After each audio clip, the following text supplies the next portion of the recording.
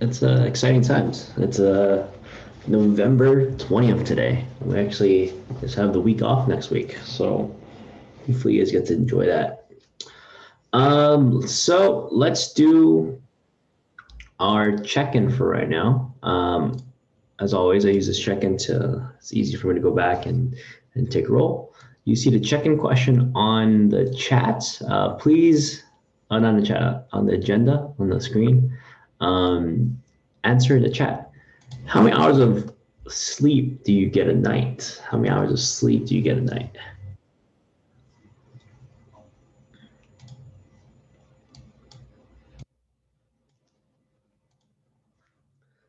So answer the check-in question. How many hours of sleep do you get a night?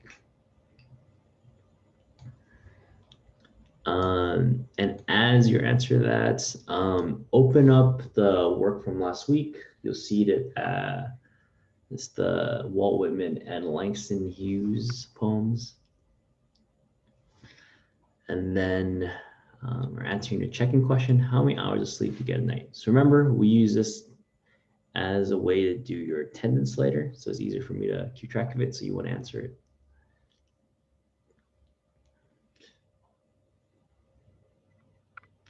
I see. So Joseph, you get 4 hours of sleep every night. Is that really true?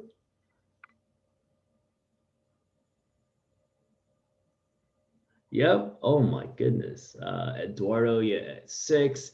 Georgina, I sleep 8 hours, but sometimes I sleep 6 hours or less.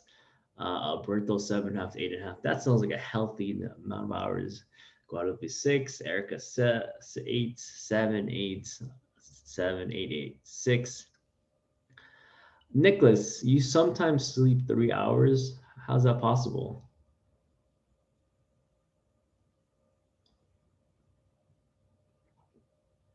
What do you do with your times? I go to sleep late. Oh, okay. Joshua, 6. Karen, 6. Okay, 7. Well, we have a wide range. Okay, so make sure you answer that. I use that as our check-in or for attendance. All right, so today we are going to review the questions from the Walt Whitman poem, and then we are going to look at the Langston Hughes poem. To find this, go to Unit 2, Understanding the American Dream, and then we're going to work in the same folder as last week, week 13 assignments. And then you click on this. So yeah, no one should have submitted it, and it looks like no one has, which is awesome. Click on that, and you should see your assignment. I'm making a copy of it just because I don't want to ruin the original version. So I'll give you guys a minute or two, open that up. Zura, I think it's your first time. So yeah, open that up. Erica, yeah. All right, I'll give you guys a minute to get that open. Looks like this. This is the poem we looked at last week. I wonder if I have my original copy. That'll make things easier, actually.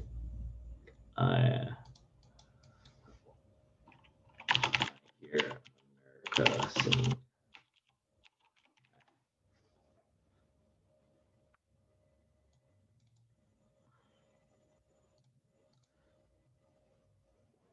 No. See, the original copy I had edits on it too. Um, all right. I guess if you weren't here for last class, you're gonna have to look at it from a friend. Just the edits didn't save. The one I was working on doesn't have it. Let's see. Yeah. Let's see the edits. Okay. We'll just annotate again. All right. So over the break, over the last week, I had you do the questions. So we did questions 1 through 5 last week, and then you're supposed to look at questions 6 through 10 for homework. We looked at questions 6 and 7 actually on Monday. I'm sorry, I was having trouble getting on Zoom today. Oh, it's okay, Stephanie. It's all right. Um, all right, we looked at question 7 through 6 and 7 on Monday. So let's get to question 8, 9, 10 before we get started on the Langston Hughes one. So question 8. People say that the poem creates an idealized. It could be realistic, but what I would more say is like idealized, like you're perfect, right? You're something you're ideal, something you imagine, image of America, which is a healthy, happy people hard at work. Do you agree with this statement? So the question is, we read the poem from Walt Whitman. Do you agree with the statement that it creates a idealized version of America? Do you think even during this time period, during the 1800s, America was like this, where everyone was just singing and happy? So that's a question to answer for that one.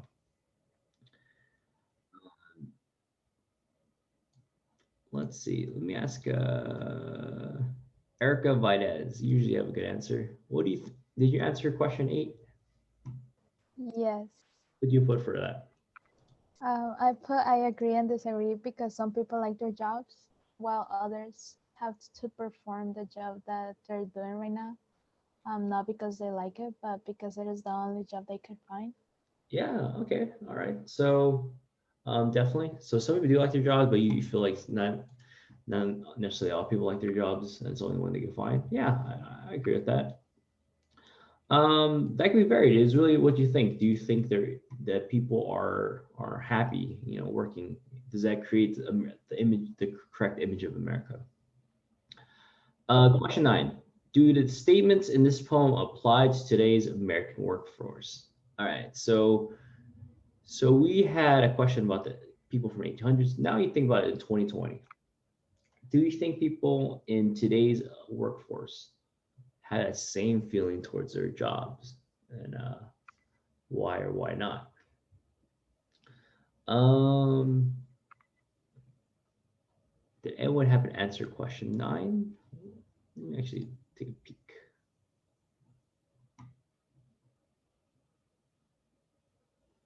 We haven't had it yet. Let's see.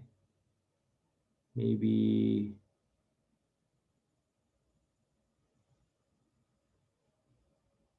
Vanessa?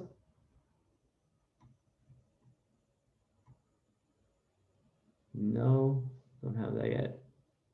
Joshua, you got it?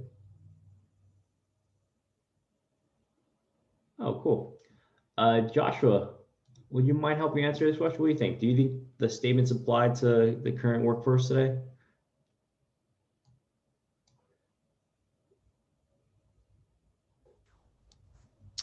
Me? Yeah. Hold on. Let my brain warm up. Yeah. You gotta get that brain going. What question? Question 9. So, do the statements in the poem apply to today's American workforce? So, do you think um, people are happy at working today in the same way that is presented in the poem? No, I don't think so. Well, I mean, I think it still does apply to today. Yeah. Okay. Why do you think so? Um,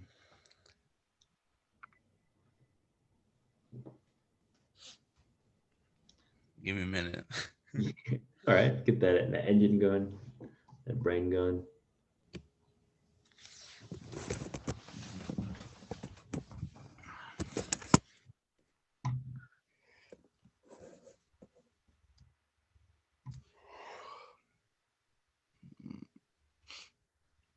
So, question number 9. Um, yeah. So, pull up what you put. Do you see what my screen, Joshua? Yeah. All right, so this is what you put. I think they do because I agree that these hard workers are what keep America running and moving forward. Okay. Do you think that people are just as happy being like working than they as they were back then? Um, Well, it depends on what job they have, but in general, I don't think so because I mean I don't I think most people at least with the job they have is not like their dream job, is something that could just keep them surviving and living what they have. Ah, so interesting. So people might not be happy because it's not the dream job. It's not something they do. They just do it because they need to do it for work. Okay. All right. That's an excellent response, Joshua. Thank you. All right. Question 10. Overall, women is implying that what kind of people can achieve the American dream. So it's for you to answer that, to think about. But that's what we're trying to get at. What's the idea of the American dream? Um, yeah. So let's go look at our newest poem today. So this is in response. Let's go to, it's called I Too Are. Uh, or is also considered I Too Sing America. So Langston Hughes, if you click on this, we find a little bit about Langston Hughes. We read a poem from him earlier in the time. Yeah, so if you want to get into deep bio, you can learn about him, but let's highlight his name and then click add comment. So you should do that on your own one. Like highlight, add comment, and I'll make this a little bigger so you guys can see. All right, Langston Hughes is a an American poet of the 1920s, right? We talked about this. The 1920s had a literary movement called the Harlem Renaissance.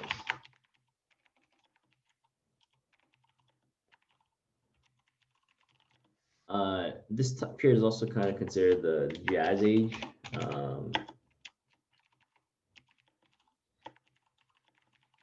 Yeah, so during this time period, there was just this area in New York called Harlem. It was an explosion of art, from music to actual art to writing to painting.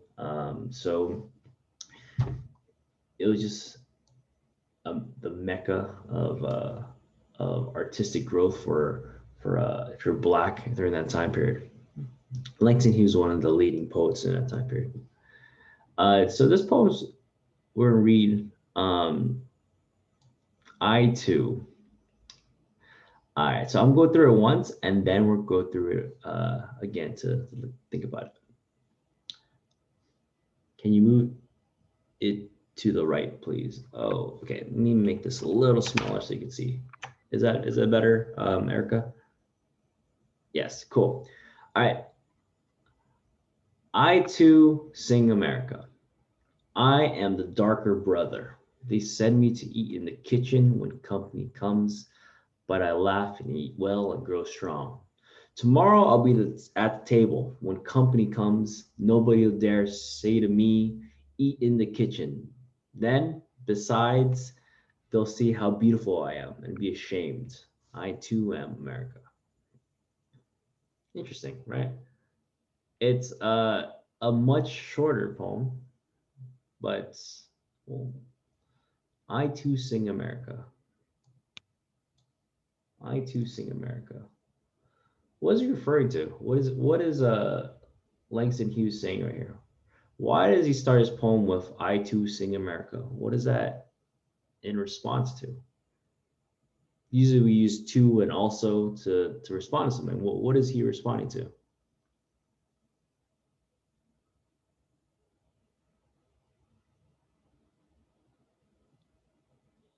What do you guys think?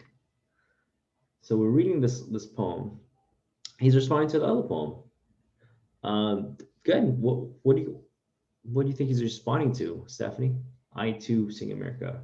But that's correct.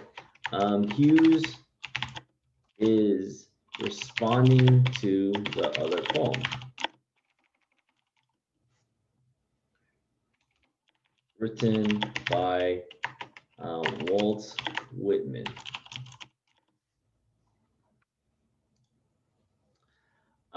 I am the darker brother. Uh, we're gonna comment on that. So highlight that second line from the second stanza. I mean, the first line from the second stanza. What do you think he means by "I am the darker brother"? He is African American man who is also part of America. Yes, I like that, Stephanie. Um, the speaker. I remember when we referred to the person, the narrator of a poem called the speaker. So it's not necessarily always going to be Hughes. This allows the poets to kind of assume different personas. The speaker, let me take your response, Stephanie, is African American,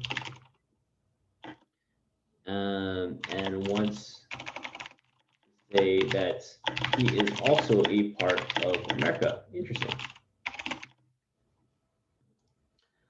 All right. Let's look at the next two lines.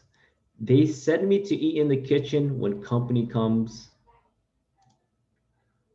Why?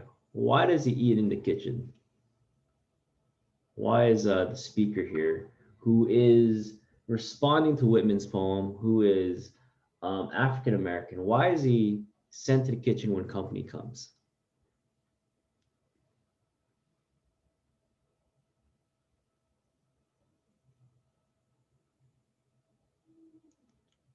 Who do you guys think?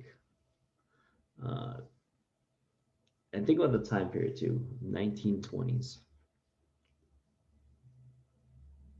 Why might he be going to the kitchen?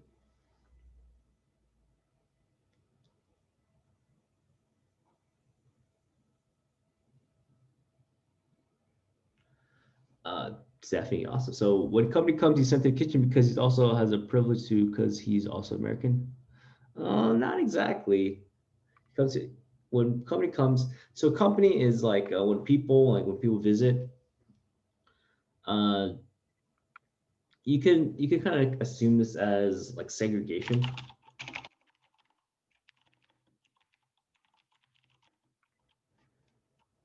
Um, in like fancy restaurants, they used to have like whites only sections and they call it color sections. Um, People of color were separated from uh, white, right? They had the whites only and the people of color. But not only that, there was it could also be like it refers to just like other times, but definitely we're kind of referring to the ideas of segregation, right? Uh, what is the attitude we get from this? What is the tone? How does the speaker sound? But I laugh and I eat well and I grow strong. So we have this person, he's or she, they're saying that I too sing America. They're responding to the poem. They're African American. They're in the middle of segregation, right? They said they send me to the kitchen when company comes. Um, but I laugh and eat well and grow strong. What is the person's tone or attitude? Are they affected by the way they're treated? Um, okay, the speaker is proud, and someone says no. The speaker is proud and doesn't racism. Okay, the racism gets to them. Let's look at the next line. Um, we'll actually highlight this whole stanza. Tomorrow I'll be at the table. When company comes, when nobody dare say to me, eat in the kitchen. So what's attitude then? What are we hoping for in the future?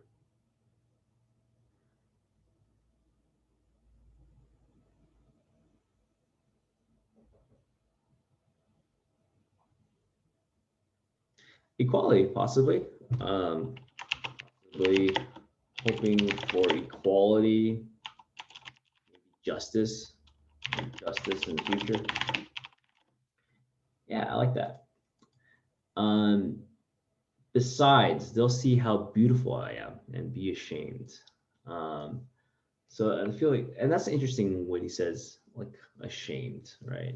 Because people have to feel ashamed. You have to see the errors in your ways, right? So the speaker maybe hopes that the country will regret, feel embarrassed the way they were treated, right? And then he ends it, or she ends it. The speaker ends it the same way we get started, right? I too am America. Oh, actually, different. Um, the first one is I too sing America. Um, and then that kind of relates to the Walt Whitman poem, right? So we have this idea of these different workers from the uh, carpenters to the fishermen to the schoolboys and stuff like that. They're all singing America, but we understand the meaning, right? They're trying to say that they make up the American dream, that they make up the idea of what it means to be American. And then Hughes, the speaker, ends the poem with a strong statement, I too am America, right? So this is this affirmation, right? Um, Maybe we'll put that. They highlight that part. They are affirming their place in the country. Cool. So let me zoom out real fast. I'll give you a chance to look at that, and then we're going to look at the questions together. Questions 1 through 10.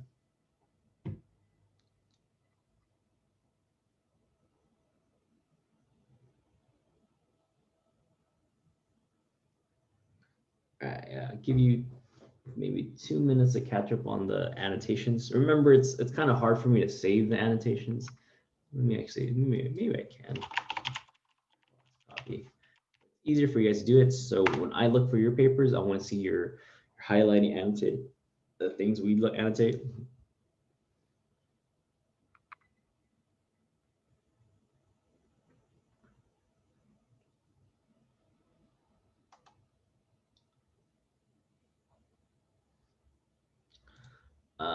Let's see. There's one thing I do like to this line.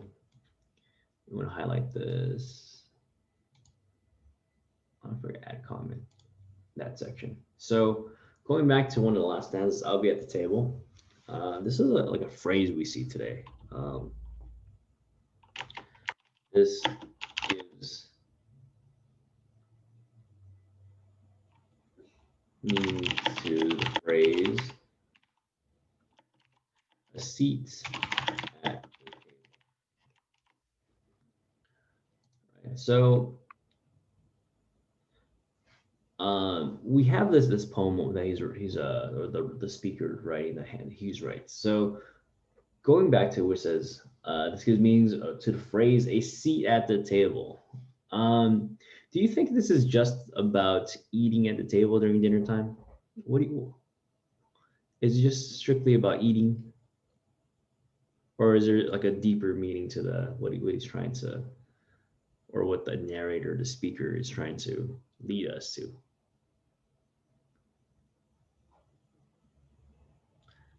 Deeper meaning. So Stephanie or Erica or one of you, I guess you guys are responding, or Karen.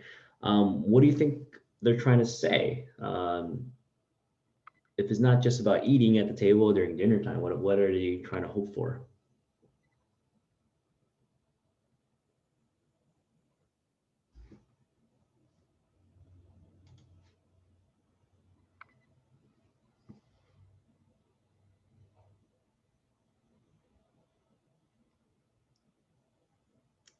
What do you think, Steph? What's the deeper meaning that they're trying to get at? Erica says, no, I think it is about equality between everyone. So maybe, right? So a seat at the table. Maybe that's, let's go back to this. It could be, if the academic people are still strong, even though they want to treat it, they deserve equality. Maybe that this means that, what other tables do people do? Could be, um, besides eating, what do both the people do at tables? Right. So if you go back to, they do business, the negotiations. So what they're trying to say is these means a seat at table, maybe hoping for a voice in the, like, in the process. They want a voice. Okay, so hopefully you caught up to that. Let's look at our 10 questions. So uh, reading comprehension questions. Based on the information given in the poem, describe narrator. Who is he? What might he do for a living? Who is they that the narrator refers to? Do you think he is addressing the actual humans or society as a whole? 3, explain how this poem presents America. 4, explain the conflict found in this poem. Is it internal or external? We'll get into that more. Let's answer the first 3 questions, right? So, based on the information given in the poem, describe the narrator. So, this is the key part of the question. We're describing the narrator. I saw someone do this the other day, and which was amazing. So we're gonna answer these questions. What I want you to do is to choose a different color. So whatever you put, like, so the narrator is, and I saw a few people do this, and it actually made things a lot easier for me to read. So you can highlight it and go up here as text color. Choose a color that makes sense. Don't choose like a yellow. Yellow is probably the worst color. But like say you want to do orange, which is okay. I can still read it. It just makes things easier right here. Well, what we're doing is aiming for 2 sentences per response. For questions 1, 2, and 3, I am going to give you 8 minutes to respond to that. And then I'm going to check up on you guys. So we're gonna try to finish this today, so you don't have to have any homework over Thanksgiving break. All right, you have 8 minutes.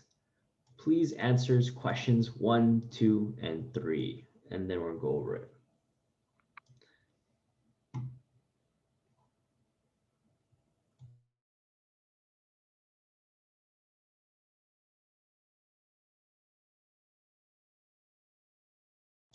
Try to do that thing I said. You aim for 2 sentences at least. You want to refer to the text, but I want to see change it to a different color. It just makes things easier to read.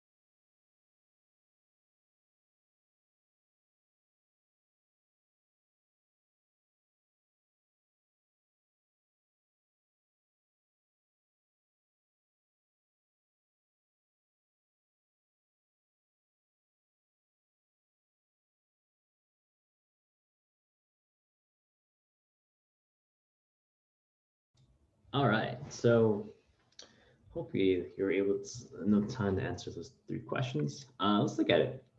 Who is they author refers to? Well, actually, no. Sorry about that. Let's get to question. Uh, question one says, based on information given in the poem, describe the narrator. Who is he? What might he be doing for a living? I saw some people say that is Langston Hughes, and it's possible. It can be Langston Hughes, but it's not necessarily Langston Hughes. So just because someone writes a poem doesn't mean they're the main character in the poem, right? They could share the same feelings, but it doesn't mean they're the main character. Same thing as if you guys ever seen Harry Potter. J.K. Rowling isn't Harry Potter, right? So you could write a poem and you don't have to be the speaker or narrator of it, right? You could write in a different perspective. That gives the writers and authors a little more freedom. So just because you are a male author or a female author doesn't mean you're stuck writing about that gender. It's just in the same way, if you are an older author, you could pretend you're younger and write about in the perspective of someone else, right? So based on this perspective, how would you guys describe the narrator? Um, what is their, how would you describe it? What's their description? What would you imagine in your head? Who is he or who is she? What might they be doing for a living? What's their job?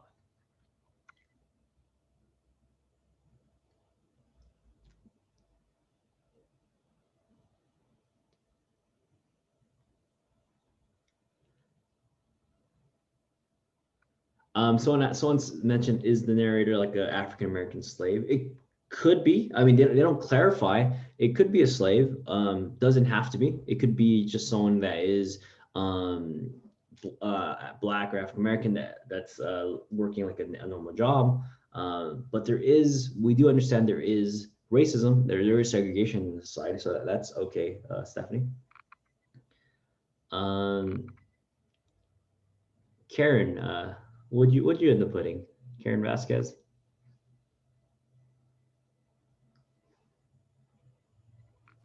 Yes. What'd you put? What was your response For which question? for number one? Oh, I put that he was an African American poet. Uh-huh. Yeah, that's what I put. Oh, okay. You want to? There's a little more. There's three questions, so there's three. Remember, we're not and update this if you the the narrator isn't necessarily the poet, right? Just because when you write fiction, you could write in the perspective of anyone. It could be him speaking, but we're looking at, we're describing who the person is. So we know they're probably African American because he says I'm the darker brother. Um, they might be working in a job that's not the best. Hold up, give me a second.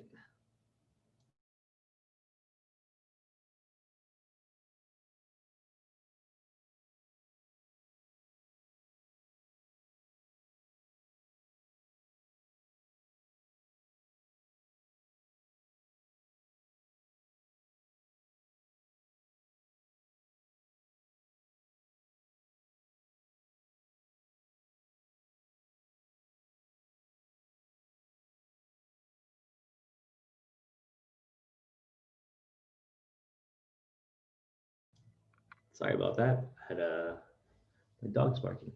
All right, so um, question number two: who is the they? So if we go back to the poem, right?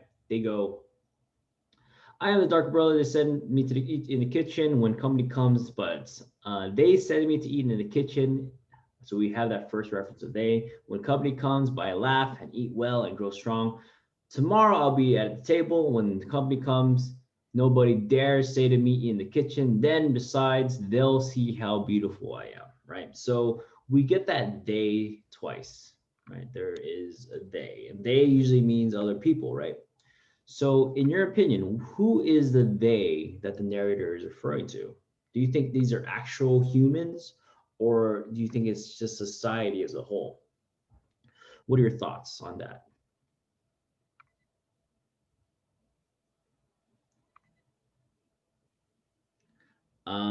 Someone says this they as a society as a whole. Joseph, can you explain that just a little bit? Why do you think it's the society as a whole? And what problems might you have with the whole society?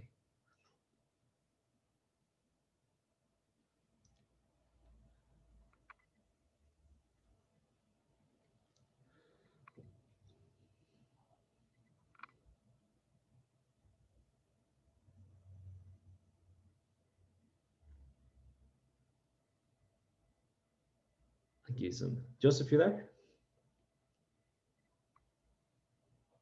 Oh, you're right. You're typing it. I think it's society as a whole because it can be directed as many people. Okay, all right.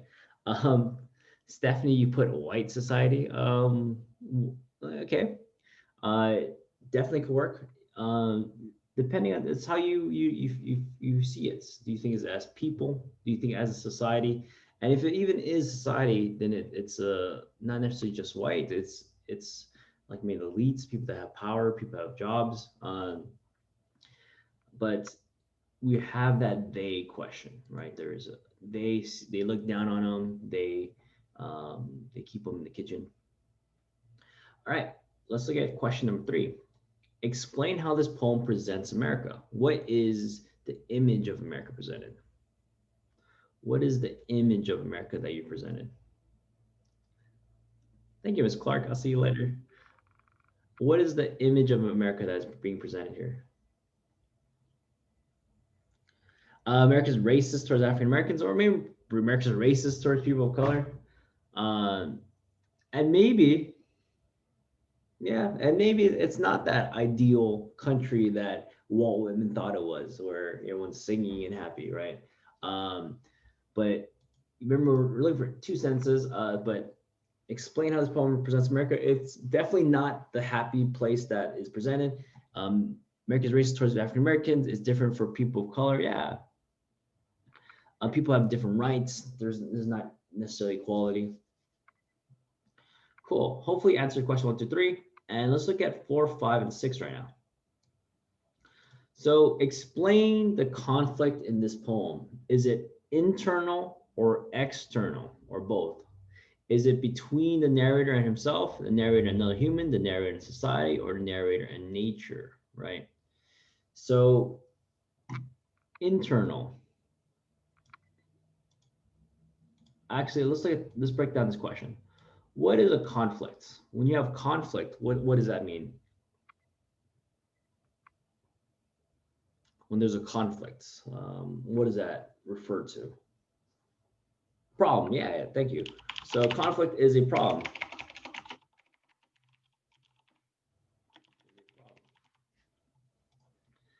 Internal, what does that mean? When something's internal, where is it?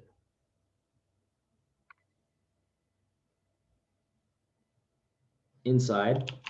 And yeah, so if we're using our reasoning, external is outside.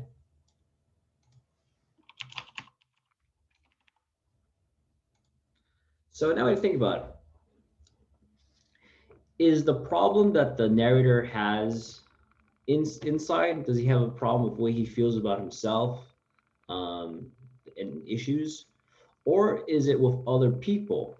Is it with society? Is it with the things around him? Where are his struggles?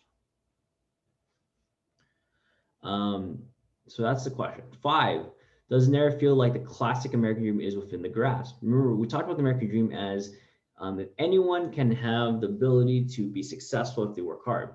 Do you think that this narrator, person speaking, feels that this is true? And in your opinion, what is the American dream according to the narrator? Answer questions 4, 5, and 6. I'll give you another 8 minutes. Remember, we're going to turn this in at the end of the period too. So actually, I know some of you guys haven't done the other one yet. Actually, yeah, if you can turn it in, but if you can't, you have some time. All right, I'll give you another 8 minutes. Do questions 4, 5, and 6. Remember, aim for at least 2 sentences.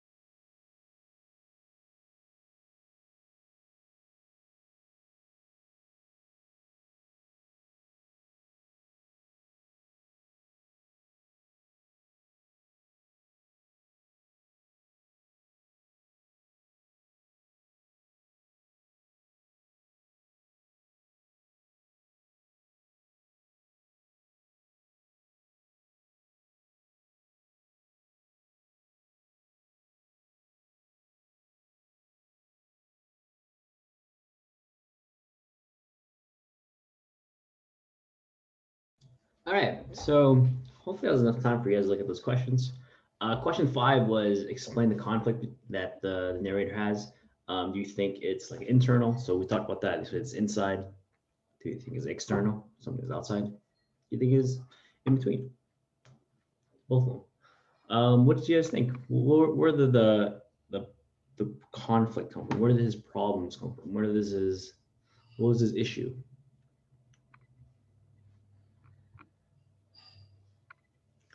The speaker of the poem. What was his issue?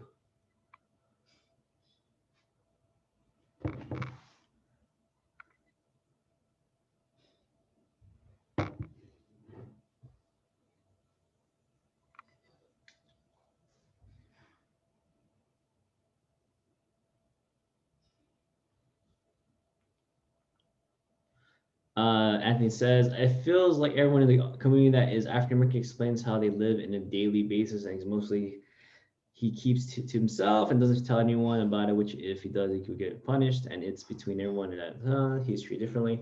Yeah, there's a lot of things. So he does have a problem with society. He does feel like he's treated differently.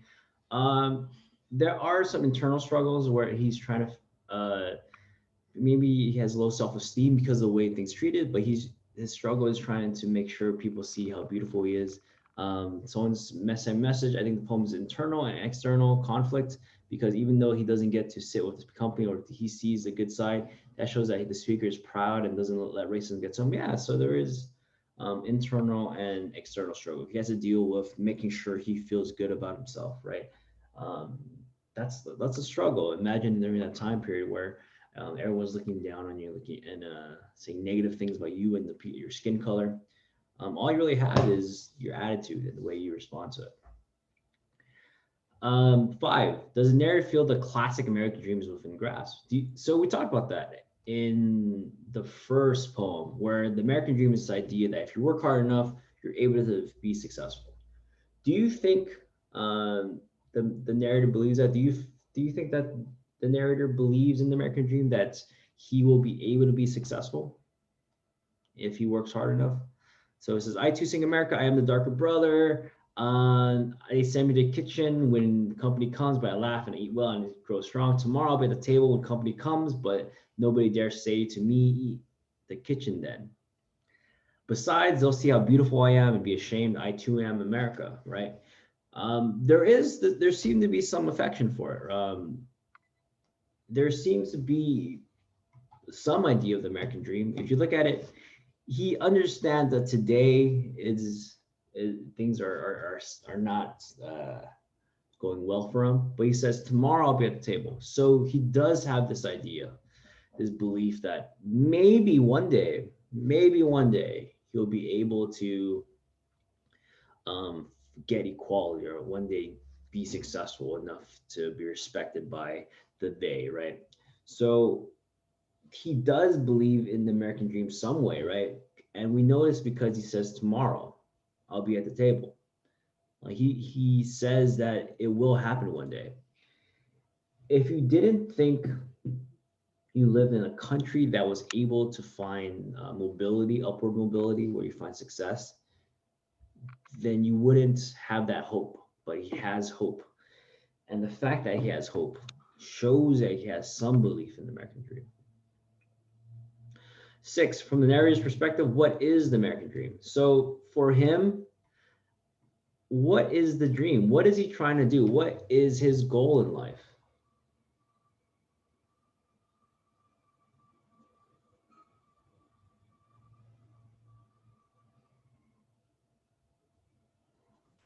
For equality and justice for the future. Yeah, that's he's looking for equality and justice. He's looking for a voice, right? He says, I want a seat at the table. And for some people, it sounds like, oh, he wants to see it. He wants to be able to respect it and eat with people. But think about all the like the things that happen at tables, right? There's conversations happening at tables. There's people, government officials meet at tables. They make negotiations, they write treaties, they write laws. So it's a metaphor, right? He wants equality. His American dream is that one day he's respected, and when you look at him, you don't see him as inferior because of his skin color. You see him as an equal. There's justice. Cool. So hopefully 4 or 5 you answered 1 through 6 already. We have questions 7, 8, 9, and 10. So explain the significance of the title "I Too Sing America." I'll talk about this. Remember, the first poem we read is called "I Hear America Singing," right? And he's talking about how there are all these people that represent America that come from like the lowest jobs, but they are just as important as like politicians and businessmen, right? The people that catch your fish, the people that build your houses, the people that make your shoes, right? They're just as American as everyone else, right? To Langston Hughes, when he read that poem, he liked the idea of it, right? He seems to you wouldn't respond unless you have some interest in it. But to him, he felt like he was being left out. So the significant of the title, I Too Sing America, means that even though African Americans are forgotten in society, they are also the people working hard, right? They're also in the kitchens, they're also working, they were also the people building America's economy, even though they weren't paid for it. Um, so the importance of this is saying that even though they are also forgotten, African Americans, Black people, people of color, are also an important part of society.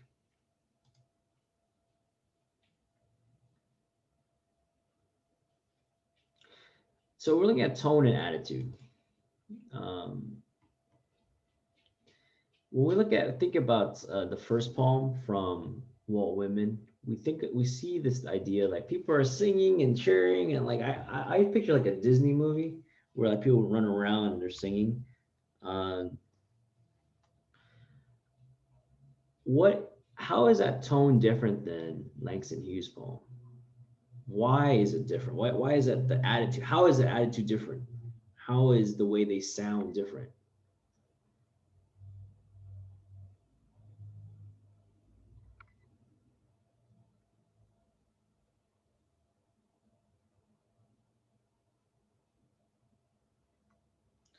How is the attitude, the tone of the poem different than the other poem?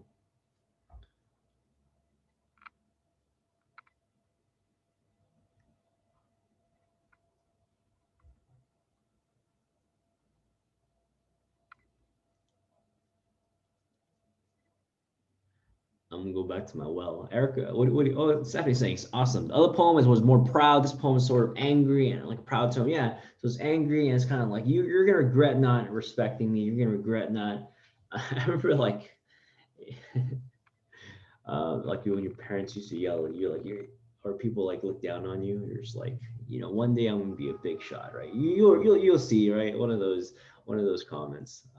But yeah, the first one is very happy. It's very like we see the hard work of people, and the second one we have a little more regret. Like we are pointing at, look, you guys are making a mistake. We have mention of slavery and stuff, whereas you guys are looking down on my people and looking down on how we are. All right, question 9. This poem was written in the early 1900s, but takes place during the era of slavery. Do you think the messages found in the poem could apply today? Why or why not? That's for you to respond. I want you to, but the question I do want to ask before we head out: in today's society, who is left out of the singing? So we could say singing is part of, like, they're incorporated in America. In your eyes, who do you guys think are the forgotten people in today's society? Who does America not mention when we think about the American dream, when we think about America, right? Who are the forgotten people? Who do you guys think?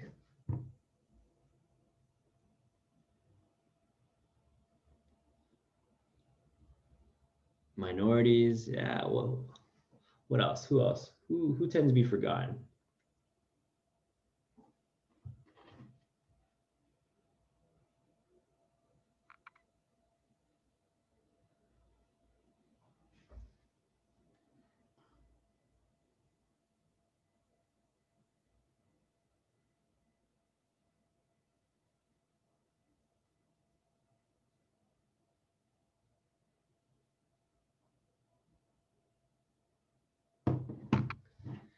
People, so Native Americans, immigrants, Black people that work in the field, not enough credit. Yeah, people, yeah, definitely, right? So people that are migrant workers, LGBT people are like gay, bisexual, they're left out of the conversation. I think in some states, women are left out of conversation. So stuff like, regardless if you're religious or not, things like abortion rights should be decided by women, not politicians. Just different things. So there are a lot of people that are left out of the conversation in America, right? So explain why. All right. Um, I looked at different people's. Not everyone's done yet. But what we did was we annotated the two poems. If you missed the annotation for the first poem, I don't have any of that. Maybe you could ask like a friend if they could show you theirs. Um, but we're answering, there's 20 questions in total. So we had 10 questions from here and 10 questions from here. You're aiming for like 2 to 3 sentences per response. So you don't turn in something that's just like a couple words. You want to give me like a full response, right?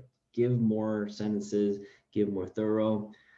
This is a large assignment. So if you don't think it's good enough, add more to the writing. Second thing, when we come back from break, which is in 2 weeks. So next week you guys have your Thanksgiving break, and a week after that we have we'll see each other. Our final thing we're doing in class is we're going to write an essay talking about the American dream. So we're going to look at this. We're going to look at the Statue of Liberty stuff and some other poems, and we're going to try to write a essay about the American dream. So make sure you do this so you're ready and you're prepared. Yeah, stick around for another few minutes. I'm going to take roll, and I don't want to like mistakenly not get you guys. So let me do that real fast, and then I will dismiss you guys. But answer the rest of the questions.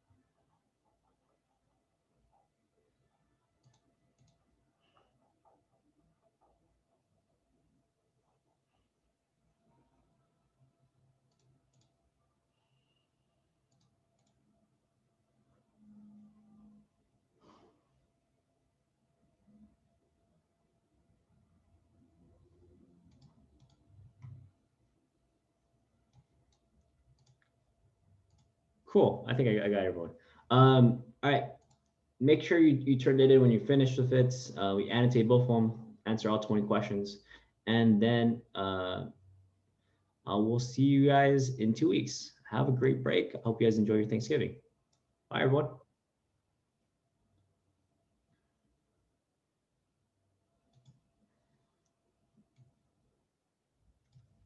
Have a good day. Always a funny picture, Karen.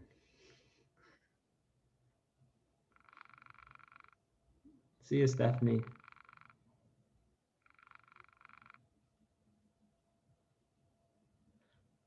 Have a happy Thanksgiving. Yeah.